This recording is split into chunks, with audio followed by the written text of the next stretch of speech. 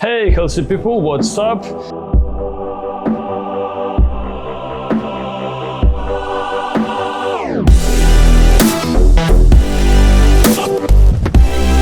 And yeah, we're still discussing a different food for be more fit and healthy. So my name is Yaroslav Shvets, and today we'll discuss a schedule, the tables of Berg's. What basically research was make what food increase level of slime and food what increase the acid level. So basically, if level of higher, let's say the pH, your pH level, so if the acid level is higher, it means the perfect environment for different bed bugs, worms, different bacteria, viruses, and so on. So basically, it's like a light for flies where they go there. They said, okay, it's a perfect environment to live because it's really good to multiply there and have all of the food necessary and so on. And yeah, if you remember what I explained in another video, like when we're hungry or want some certain kind of food, it's not what we want, it's what our bacteria want to, and they send the signals to our brain what make us happier or sad. So when we don't get a deep fry, we get really bad feeling because bacteria want it, and you need to wait maybe a month's time until you get weak and don't send such signal. And when you get the deep fry, they send the other signal for make you happier, for increase a certain level, and they can manipulate you so easily. So if you make it opposite, let's say you make your acid level lower, it means the environment for them will be really uncomfortable for stay. And also it means they don't have necessary food what they want. I mean the bacteria, fungus, it's a huge amount of different fungus, bacteria, and the viruses can be in your body.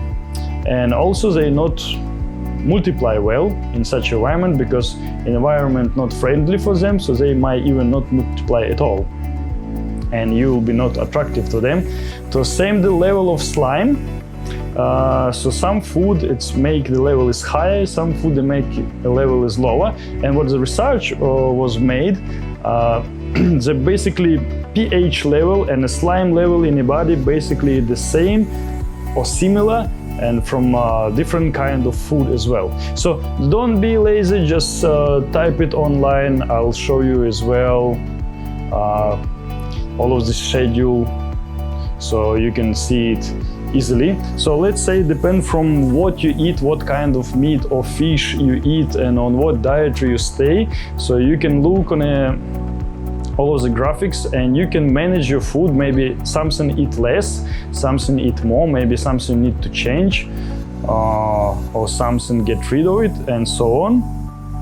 So you can see like increasing level from, let's say, the meat, eggs, milk, whatever, and different grains, different beans, it's make a different effect as well. So some fruits or vegetables, let's say, make the acid level lower. So some food make it lower, some food make it higher, different ingredients. So same the slime level, some food make it higher, some food make it lower.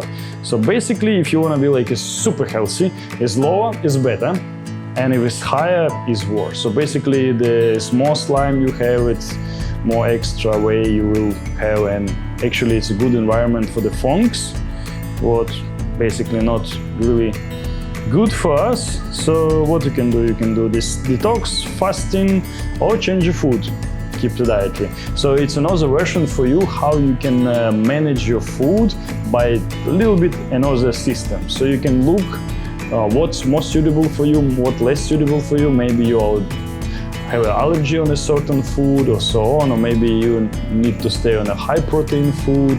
So you can look on the table and see what the best nutrition you can find for yourself. What else? So yeah, probably it is. I just try to explain it just in a few words, what the benefits from that dietary, and this dietary you can manage by yourself, so it can be your own. So if your level of slime will be lower, it means it will be less environment for the fungus, it means less toxins, it means less extra weight, less fat you will have and same when I explain about the slow and fast carb and the glycogenic index and so on.